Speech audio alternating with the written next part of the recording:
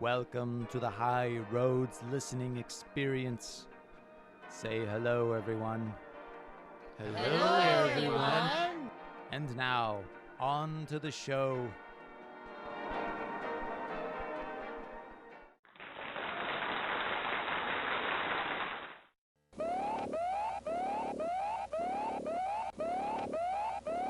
Madam President, the unthinkable has happened. We're under nuclear attack. We have 3 minutes to intercept and launch a counteroffensive. I'm ready to do whatever's necessary to protect our country. We need to act quickly. You know what we need to do, correct? Yes. The launch codes are stored in the chest of a volunteer. To save the life of millions of Americans, I must kill one innocent person. It's a decision I do not take lightly. Madam President, we have the volunteer right here. Wait. I've been trying to tell you, I'm not the volunteer. You are a patriot. This nation thanks you for your sacrifice. There's nothing in his chest. Where are the launch codes? It appears I may have made a mistake. I was looking at a draft version of the volunteer acknowledgement memo. Draft? Bring me the real volunteer immediately. We don't have the time for mistakes. Yes, ma'am. I definitely have the final volunteer assignment at my desk. I'll be right back. I can't believe this. I just killed an innocent American for nothing. Casualties of war, ma'am. Okay, I definitely have the correct volunteer here. Bill, are you ready to serve your country? I think so. What's all this about again? Who's that dead guy? This man doesn't seem to have all the facts. Are you sure we got the right volunteer this time? Absolutely.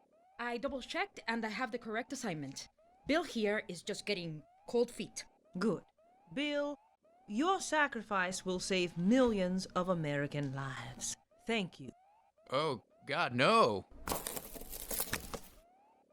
nothing in this guy either. Come on! Really? Dang. I for sure thought I had the right one this time. This is unacceptable. We're running out of time and we need the launch code. Yes, ma'am. I'll fix this. Ooh, look at all this blood. What a messy. This is a controlled area. State your purpose for being here or get out. Well, I heard the nuclear attack alarm and thought you might be looking for the volunteer with the codes. Sir, are you the volunteer? Mm-hmm. Oh, thank God. You know what must be done. Oh, yeah. Kill me, Mommy. You have to be kidding me. The launch codes aren't in this guy either. What kind of sick, twisted person would pretend to be the volunteer? Guess he was just a weirdo. This has gone on long enough. I need the launch codes now. All will be lost. Madam President, General, sir. Yes, Lieutenant. I heard you were searching for the volunteer with the launch codes. Our records indicate that the codes were placed in the heart of Madam President's horse, Nene, for safekeeping. Lieutenant, you're sure of this? With all due respect, Ms. Chief of Staff, you've lost all credibility to question anyone on the location of the launch codes. Sir, I'm sure. Madam President, you know what you need to do. To save the lives of millions of Americans, the blood of my beloved innocent horse, Nene, must be spilled. No one said this job would be easy. Nene, I thank you for your service. The American people shall know your sacrifice. Nay. No. No! Madam President, what's wrong? You must tell me the code. The capsule containing the code must have been defective. The code is all spit. I can't read it.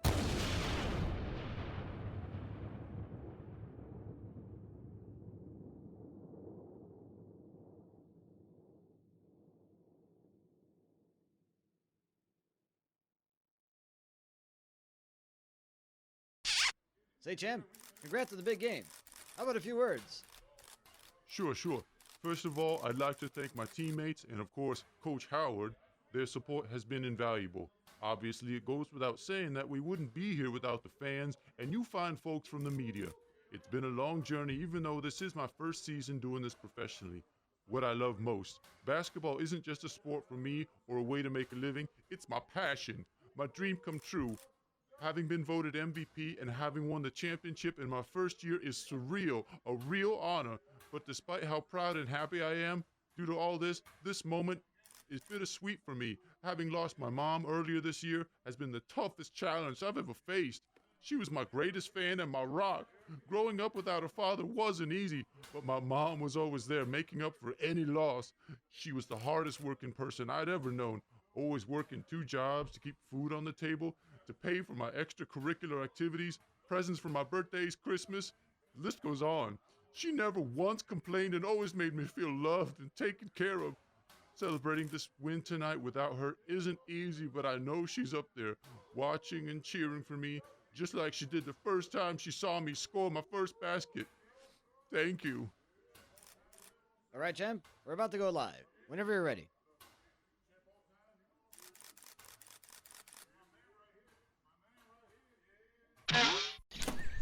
Humphrey, you're home. How was work?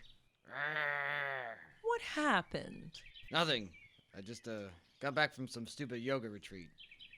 Fucking self-entitled humans. You saw humans again, Dad? Yes! But it shouldn't be a reason for you to get excited. I've always told you to keep your distance from them. Don't yell at Johnny, hon. He doesn't know any better. Besides, he's been helping me cook this wonderful meal for Father's Day. I told you I didn't want to celebrate Father's Day. It isn't a Bigfoot holiday. It's a goddamn human construct, and we have no business adhering to their traditions.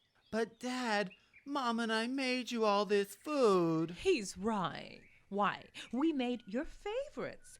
Possum stew, deer casserole, fried horse, and even lava cake. What the fuck is lava cake? It's a French dessert. French? We even got you a present. From where? Little Johnny took it from the front porch of that log cabin across the creek. It was in a box just sitting there. We figured the family who lives there didn't want it. Amazon? Open it up, Dad. Mom and I already peeked inside. You're gonna love it. What is this? Wait, is this a... Yep, an HD Sony camcorder. Isn't it lovely? What? A fucking camera? Are you kidding me? You don't like the color? What the hell were you idiots thinking? A camera? After millennia of our kind trying to avoid contact with humans, specifically being filmed or photographed in any way, you morons give me a camera? Is it too heavy? Do you realize the last time one of us was filmed, everything went to shit for her? Patty? Who's Patty? Your great Aunt Patty. She was filmed by a couple of jackasses in Bluff Creek, California in 1967, and her life went to shit after that. She was ostracized by the community. She went mad and moved to Vancouver to live the rest of her life alone, chasing imaginary squirrels. And that is why we never interact with humans. And we especially never allow ourselves to be filmed. I don't even know how we ended up with human names. It makes me sick. Who the hell is that? That must be the film crew I invited over. Oh, good. They're here just in time to join us for dinner. Film crew? Yeah, they called me up and asked if they could do a documentary on us. When the fuck did we get a phone? Ah!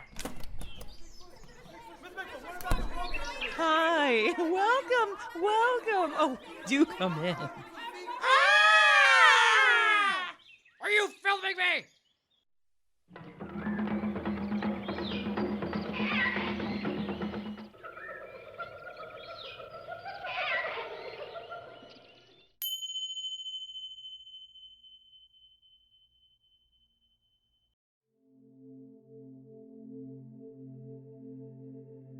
Welcome to this guided mindfulness meditation while drowning session. If at any time during this session your mind should start to wander, gently, without excessive effort or stress, bring it back to center and focus. Normally during these guided meditation sessions, we would start by focusing on the breath. During this session, however, we're going to focus on the lack of air and that desperate feeling deep in the lungs and the chest. That yearning for air. Let's begin.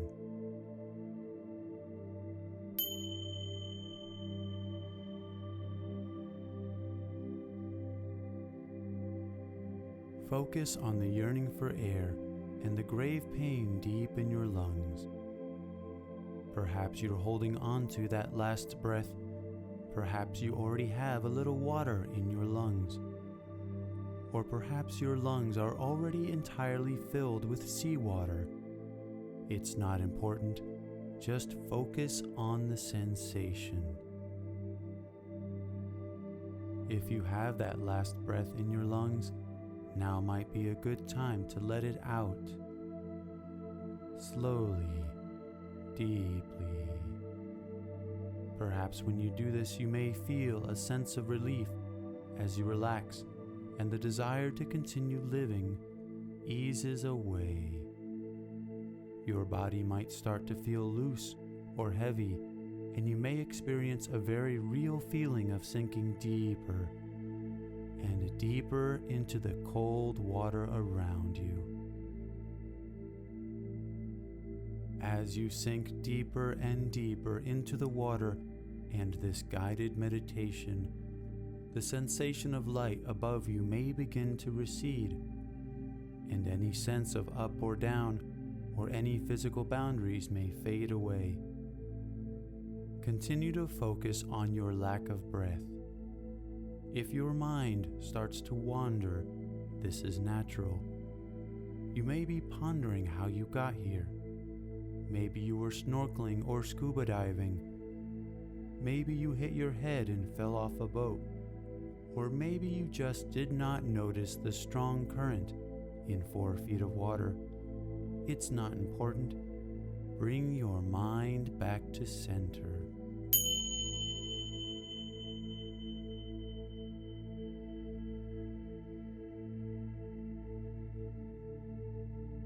By now, you may feel the pain in your chest easing away, and being replaced by an unhealthy sense of euphoria. Your field of vision may have closed to a narrow tunnel. You may be experiencing a life review, as memories and images from your past have come rushing to your present to be vividly re-experienced. The sound of my voice may start to be overwhelmed by static.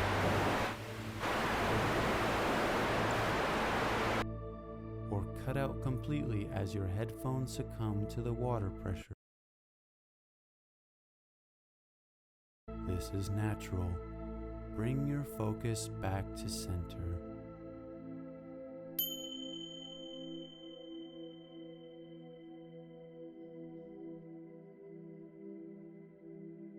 Now suddenly you see a light emerging.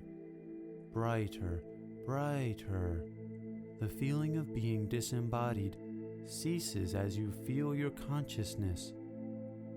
Astral body and physical body reunite. Water falls from your eyes and the sensation of discomfort and the coughing up of water from your lungs overwhelms you. You look up and there's a crowd of people standing over you and an attractive lifeguard doing compressions on your chest. Bring your awareness to your breathing and the wonderful fact that you can breathe and are in fact still on this earth. Breathe in through your nose and breathe out.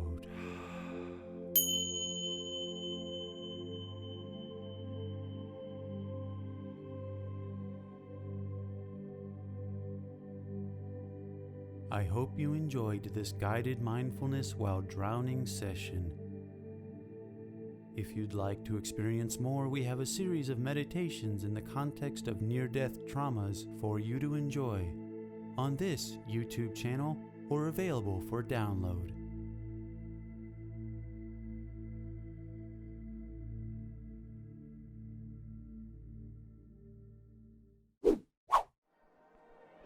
Your writers and performers for the High Roads listening experience are Gemma B., Max Litt, Roger Lopez, Matthew Milkey, Glenda Pezuela, and Fawad Siddiqui. Thank you for listening.